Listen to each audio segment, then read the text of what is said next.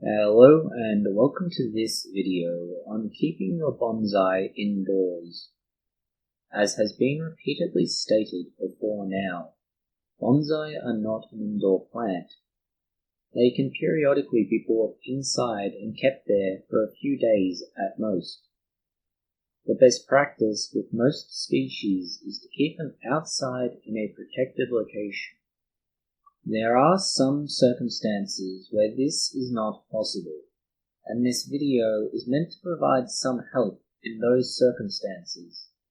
First and foremost, if possible, choose a species that will, if not thrive, at least not be adversely affected by its placement. Generally speaking, this covers your tropical and subtropical species. Temperate trees need a period of dormancy that comes from being in a cold environment, and the inside of a house or similar is too consistent throughout the year for that to happen. The most common options for an indoor bonsai are fig trees. There are exceptions to this rule, but overall, without more advanced knowledge, and probably without better resources, you are best to keep a simple rule. Choose a species of tree likely to survive indoors that falls into one of those two categories. There will be a list of species that could possibly be kept indoors in the description below. Now that you have a tree that can be kept inside, you need to start problem solving. The first issue you will face is light.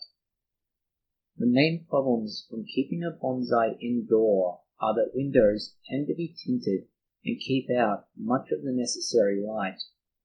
Even when windows are not tinted, the nature of the material that makes them is such that it reflects that necessary light. This will not immediately kill the tree, but it will stunt growth and weaken its health. This can be mitigated by placing the tree in a south-facing window if you're in the northern hemisphere, or a north-facing window if you live in the southern hemisphere. If you cannot manage this, an east or west-facing window will be adequate. However, you need to give the tree at least 6 hours of light per day. This is a minimum quantity. Ideally, it will be closer, if not more, than 10 hours of light a day. This will be adequate to keep the tree healthy. Not necessarily the most healthy, but enough so that it will continue to live and grow. The next problem is humidity.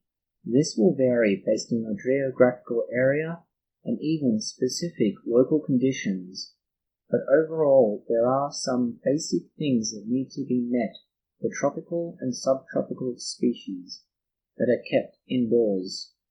For the most part, tropical bonsai trees need a relatively high humidity, more than the indoor conditions of a house would normally allow for.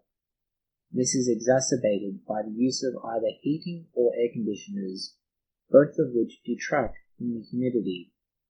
You can increase this simply by putting your bonsai on a tray filled with gravel and water.